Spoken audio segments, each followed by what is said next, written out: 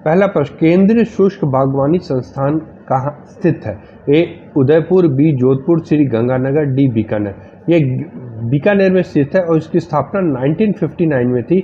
इसका मुख्य उद्देश्य था कि शुष्क प्रदेश जो ड्राई एरिया जैसे राजस्थान के मरुस्थलीय क्षेत्र, वहाँ पे बागवानी मतलब गार्डनिंग को ज़्यादा प्रोत्साहन देना और ताकि वहाँ पे फसलों का उत्पादन बढ़ाया जा सके, बागवानी फसलों का उत्पादन। क्वेश्चन 2, भारत का पहला जैविक राज्य कौन सा है? ए अरुणाचल प्रदेश, बी सिक्किम, सी उड़ीसा, डी केरल। इसमें सीधा उत्तर लिखिएगा बी सिक्किम में। यहाँ करीब 75,000 हेक्टेयर कृषि भूमि पर अब टिकाऊ कृषि की जा रही है, मतलब परमानेंट कृषि की जा रही है, वो भी जैविक प्रकार से। वर्ष भर बोई जाने वाली फसल कौन सी? ए मक्का, बी गेहूं, सी राई, डी उड़द। तो इसका जो उत्तर होगा वो क्या होगा? ए मक्का। ये मक्का एक्चुअली क्या है, ये मुख्यतः खरीफ की फसल है, लेकिन ये खरीफ, रबी, जायद तीनों में बोई जाती है और जो वर्षा की मात्रा है इसको बहुत कम चाहिए, 50 से 70 सेंटीमीटर।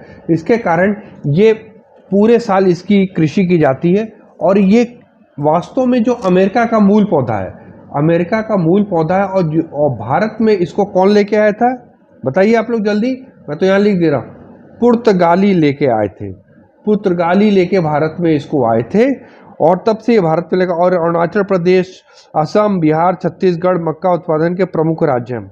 मक्का खाद्यान्न और चारे दोनों के रूप में उपयोग होता है।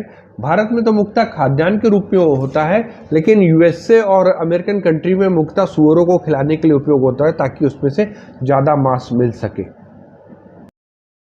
फोर्थ क्वेश्चन, निम्नलिखित प्रश्नों का विचार कीजिए। कपास, मूंगफली, धान, गेहूं, इनमें कौन सी खरीफ की फसल है? केवल 1 और 4, केवल 2 और 3, सी का 1, 2, 3 और डी का 2, 3, 4। तो इसका उत्तर क्या होगा बताइए? सी 1, 2, 3। देखिए इसको मैं बहुत अच्छी तरह एक बता देता हूँ। हिंदी में रबी लिखते हैं और इंग्लिश में इसको RABI लिखते हैं। तो ये जो R होता है इसमें राइस नहीं होता, तो इसमें क्या होगा? गेहूं होगा। तो इसका मतलब ये कौन सी ये फसल है? खरीफ की। और खरीफ की फसल कब बोई जाती है? ये बरसात के मौसम में बोई जाती है, जून जुलाई में बोई जाती है और तथा सितंबर अक्टूबर में, सितंबर से लेकर अक्टूबर में इसको काट ली जाती है। इसलिए इसको वर्षा काल की फसल ही बोलते हैं, जिसके अंदर कपास, मूंगफली और धान आता है। और एक कौन सी रबी की फसल है?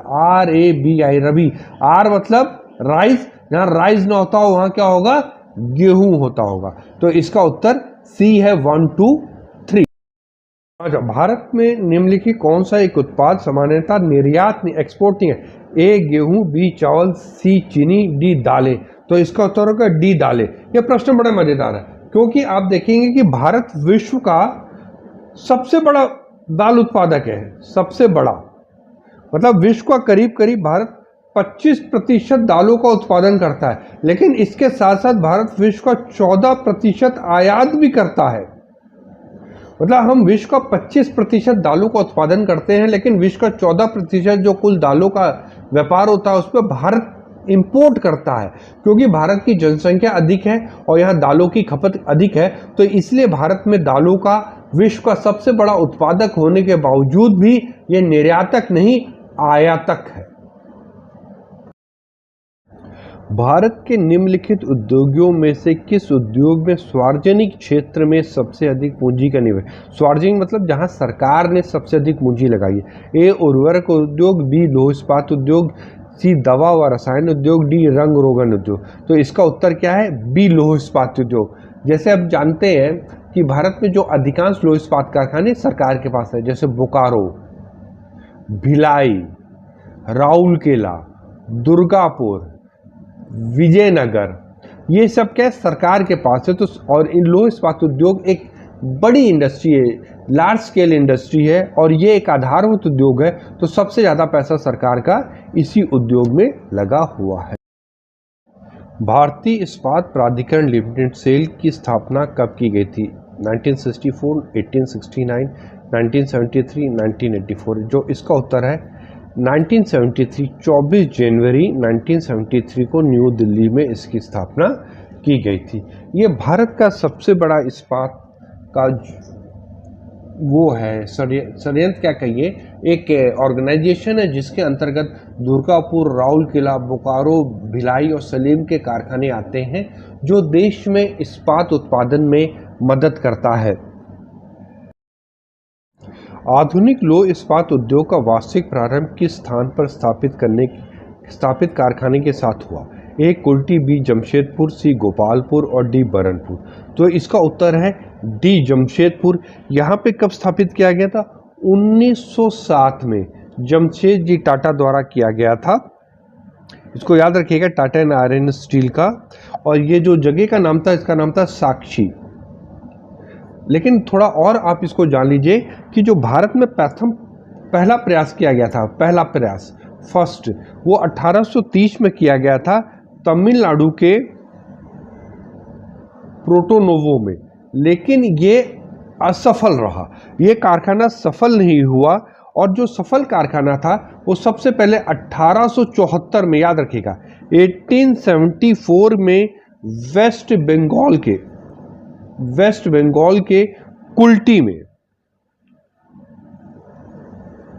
कुल्टी में आयरन वर्क्स, जिसका नाम था बराकर आयरन वर्क्स की स्थापना की गई थी। तो जो भारत में आधुनिक कारखाना था 1907 में लगा, जो पहला असफल कारखाना था 1830 में प्रोटोनोवा तमिलनाडु में लगा, और जो पहला सफल कारखाना था 1874 में वेस्ट बंगाल के कुल्टी बराकर में लगा।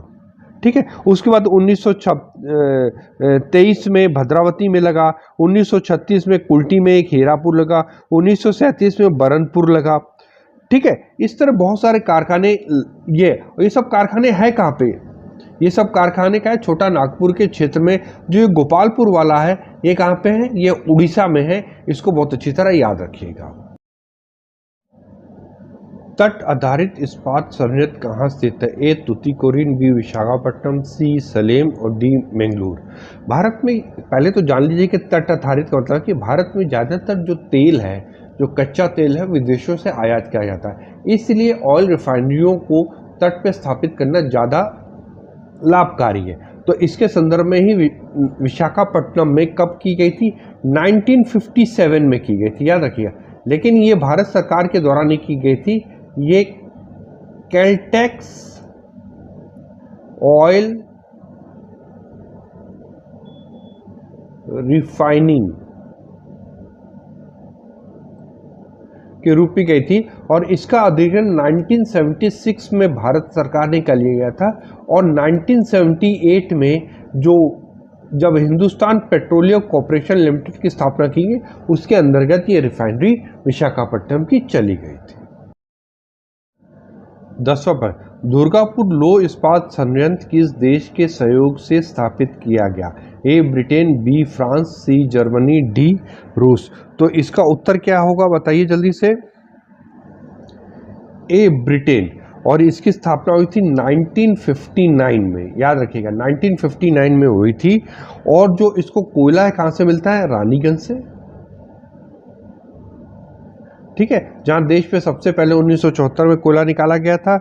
और इसके अलावा झरिया से भी मिलता है, जो देश की सबसे बड़ी कोयला खान है। और जो आयरन है और उसको मिलता है सिंह भूमि के गुआ खान से, जो झारखंड में है। और जो वाटर या इलेक्ट्रिसिटी कहिए, उसको दामोदर वैली कॉरपोरेशन डीवीसी से मिलता है। तो दुर्गापुर लौह इस्पात की स्थापना किससे की गई थी? ब्रिटेन की सहायता से 1959 में की। प्रश्न 11, बॉक्साइट के संदर्भ में कौन सा कथन सत्य नहीं है? ये एल्युमिनियम का ऑक्साइड है, ये तो बिल्कुल सही है। ये धारवाड़ संरचनाओं में पाया जाता है, क्वेश्चन मार्क है, नहीं मालूम। ये उड़ीसा का कालाहांडी कोरापुट जिला भारत में बॉक्साइट का सबसे बड़ा क्षेत्र है, ये भी बिल्कुल सही है। झारखंड के पलामू और लोहारदगा में उच्च कोटि का बॉक्साइट पाया जाता है। तो ये इसका उत्तर क्या होगा? बी धारवाड़ संरचना गलत है। ये किस में पाया जाता है? ये टर्शियरी संरचनाओं में पाया जाता है। क्वेश्चन 12, कौन सा खनिज प्लेसर निक्षेप के रूप में जाता है? प्लेसर मतलब जो जमाव होता है। ए लोहा, एस, बी सोना, सी जस्ता, डी ग्रेफाइट। इसका उत्तर क्या है? बी सोना। ये प्लेसर रूप में पाया जाता है, धारवाड़ की संरचनाओं में पाया जाता है। ध्यान लीजिएगा, धारवाड़ की संरचनाओं की शैलों और नदियों के बालू में प्लेसर निक्षेप के रूप में पाया जाता है। यदि आप देखेंगे तो सोना जिस तरह हम देखता है उस तरह नहीं आता, बल्कि छन छन के छोटे छोटे टुकड़ों में आता है और ये बालू के साथ होता है। और नदियों से इसको जब निकाला जाता है तो पानी के से इसको अलग कर लिया जाता है और बालू अलग कर ली जाती है, तब सोना पाया जाता है। तो ये सोना कौन सा है? प्लेसर निक्षेप के रूप में पाया जाता है। 13वां प्रश्न, हिंदुस्तान जिंक लिमिटेड किस शहर में अवस्थित है? एक खेतड़ी, बी जमशेदपुर, सी में भी जमशेदपुर ही लिख गया है, कोई बात नहीं, और डी उदयपुर। तो इसका मतलब है कि इन तीन ऑप्शन में कौन सा ऑप्शन सही है? डी उदयपुर इसका बिल्कुल सही आंसर है। और ये जो हिंदुस्तान जिंक लिमिटेड है, इसकी स्थापना कब हुई थी? 10 जनवरी 1966 को हो गई थी। बाद में भारत सरकार ने इसको 2003 में इसको बेच दिया था। किसको? वेदांत लिमिटेड को इसको बेच दिया गया था। और हिंदुस्तान की जिंक लिमिटेड, जिसके विषय में हम लोग यहाँ पढ़ रहे हैं, ये दुनिया की दूसरी सबसे बड़ी जस्ता उत्पादक कंपनी है। और जो दुनिया की सबसे बड़ी जस्ता उत्पादन कंपनी है गैलनोर है। ये स्विस कंपनी है, स्विट्जरलैंड की कंपनी है। और जो यदि विश्व में यदि इनका उत्पादन देखा जाए तो सबसे बड़ा उत्पादक कौन सा है? चाइना है, फिर ऑस्ट्रेलिया है और फिर पेरू है। और भारत में इसका सबसे बड़ा जो उत्पादक है वो कौन कौन सा है? राजस्थान है, आंध्र प्रदेश है और मध्य प्रदेश में। तो ये तीन यहाँ पे याद रखिएगा और ये तीन यहाँ पे याद रखिएगा। और हिंदुस्तान जिंक लिमिटेड ये क्या है? दूसरी विश्व की सबसे बड़ी जस्ता उत्पादक कंपनी है।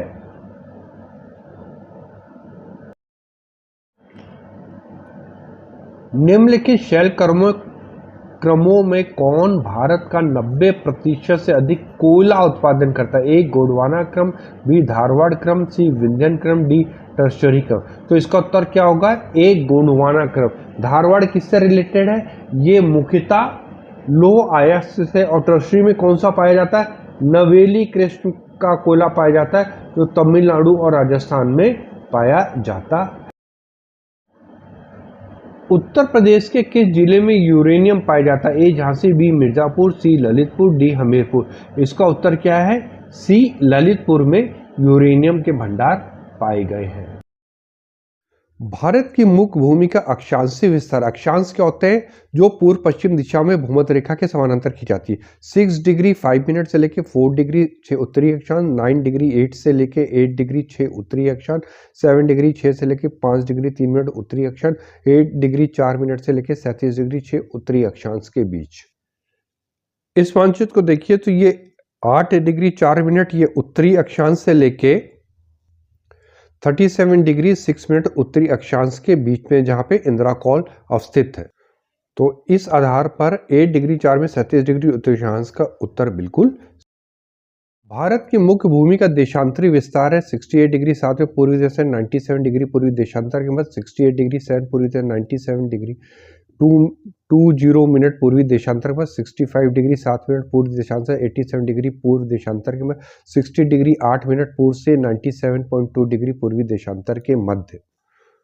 पुनः इस मानचित्र को देखिए तो देखिए 68 डिग्री पूर्व से लेके भारत का जो पूर्वी भाग है 97 डिग्री 25 के बीच है। जो पश्चिमी भाग है वो गोरमोता में है और जो पूर्वी भाग का देशांतर रेखा है वो किबुथी में है। इस दृष्टि से देखा जाए तो 68 डिग्री 7 डिग्री पूर्वी देशांतर से 97 डिग्री 25 मिनट पूर्वी देशांतर का उत्तर बिल्कुल। क्षेत्रफल की दृष्टि से कौन से स्थान पे? 7वें, 5वें, चौथे और दूसरे। यदि क्षेत्रफल की दृष्टि से देखा जाए तो सबसे बड़ा है रूस, उसके बाद है कनाडा, फिर चीन, फिर यूएसए, फिर ब्राजील, फिर ऑस्ट्रेलिया और फिर भारत। तो कौन सा स्थान हो गया? 1 2 3 4 5 6 7। इसका मतलब ये 7वां उत्तर ठीक है। भारत में जो विश्व की कुल भूमि का है वो है 2.4% मुख्य भूमि का है, जहां विश्व की 17% जनसंख्या निवास कर। भारत की पूर्व से पश्चिम तक दूरी कितनी है? 3,945 किलोमीटर, 2,333 किलोमीटर, 2,933 किलोमीटर, 3,214 किलोमीटर। कौन सा पूछा गया? पूर्व से पश्चिम की दिशा। तो ये दूरी कितनी है? 2,933 किलोमीटर। इसको देखिएगा ध्यान से, ये है पूर्व पश्चिम। गौर माता से किबुतु तक कितनी दूरी है? 2,933। भारत का सबसे उत्तरी बिंदु कौन सा है? Indira point, Indira col, Sir Creek point, Kibithu. तो इसमें इंदिरा पॉइंट कौन सा है? सबसे दक्षिणी बिंदु है। किब्यूथु कौन सा है? सबसे पूर्वी बिंदु है। तो सरक्रीक गुजरात में है, लेकिन ये पश्चिमी बिंदु नहीं है। तो इसका उत्तर क्या है? बी, इंदिरा कॉल, जो भारत का सबसे उत्तरी बिंदु। 21 प्रश्न, उष्णकटिबंधीय सदाबहार वन के संदर्भ में कौन सा तत्व सत्य नहीं है? देखिए हम लोग इतने सारे प्रश्न करेंगे उष्णकटिबंधीय कि आप इसको बहुत आसानी से कर लेंगे। इन वनों की शुद्ध प्राथमिक उत्पादन सर्वाधिक होती है, ये बिल्कुल बात सही है।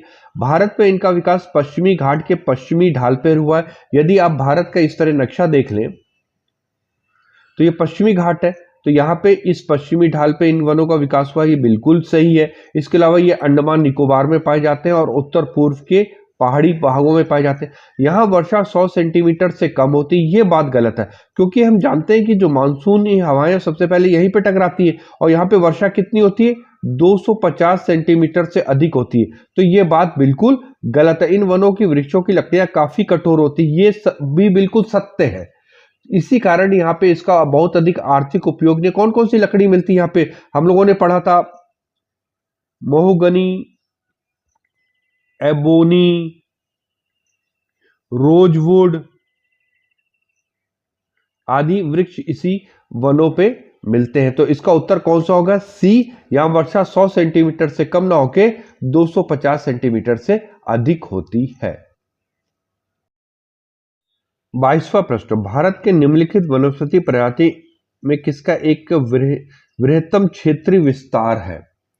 तो इसमें उत्तर कौन सा होगा? सी, सागौन का। बहुत ही इंपॉर्टेंट लकड़ी है, जो भारत के मतलब सबसे महंगी लकड़ी पाई जाती है और ये मानसूनी जलवायु पाई जाती है। और इसका विस्तार मुख्यतः छत्तीसगढ़, झारखंड, मध्य प्रदेश, उड़ीसा, तमिलनाडु, केरल, पूर्वी और पश्चिमी घाट, हिमालय के गिरिपद जो शिवालिक क्षेत्र तराई वाला, वहां पे ये मिलती है। ये दरवाजे, अलमारी, फर्नीचर आदि बनाने के काम में लकड़ी का आता है। तो सागौन इसका सी उत्तर बिल्कुल सही है।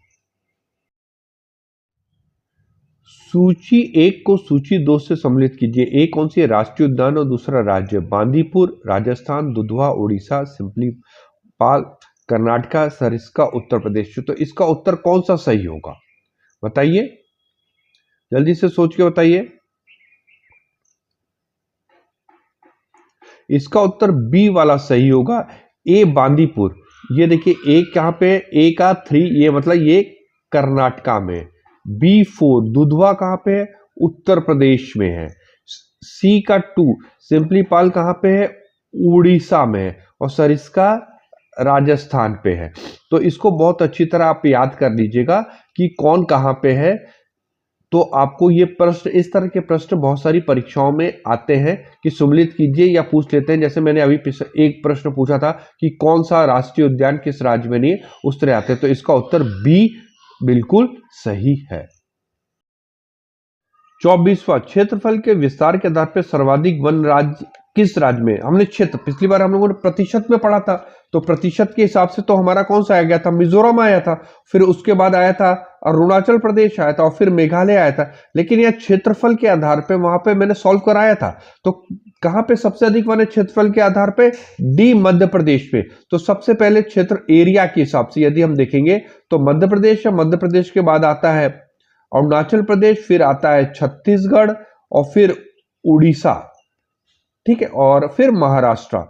तो ये सीक्वेंस आपको याद रखना है। मध्य प्रदेश क्षेत्रफल के आधार पे है और जो मिजोरम है वो प्रतिशत के आधार पे सर्वाधिक है। 25वां, निम्नलिखित युगों में कौन सा एक सुमिलित है? टीक जम्मू कश्मीर, देवदार मध्य प्रदेश, चंदन केरल और सुंदरी पश्चिम बंगाल। ये तो बहुत ही आसान है, जो आपने यदि पिछले प्रश्नों पे बहुत ध्यान से किया होगा तो इसका उत्तर है सुंदरी पश्चिम बंगाल। ये कौन सा ज्वारी वन में पाया जाता है ना, ज्वारी वन। और मैंने बताया था सुंदरवन डेल्टा इसी लकड़ी के नाम पे ही पड़ा गया। जो देवदार है वो पर्वतीय क्षेत्रों में पाया जाता है, हिमालय के क्षेत्र में पाया जाता है। तो चंदन है ये मानसूनी वन में पाया जाता है। और जो केरल के पूर्व पश्चिमी ढाल पे कौन सा वन मिलते हैं, सदाबहार वन मिलते हैं। तो ये जो चंदन के वृक्ष है वो शुष्क पर्णपाती वृक्ष वन या अर्ध पर्णपाती जो वन होते हैं, मानसूनी वन हम जिनको कहते हैं, उन क्षेत्रों में ये पाया जाता है। तो इसका उत्तर डी बिल्कुल सही है।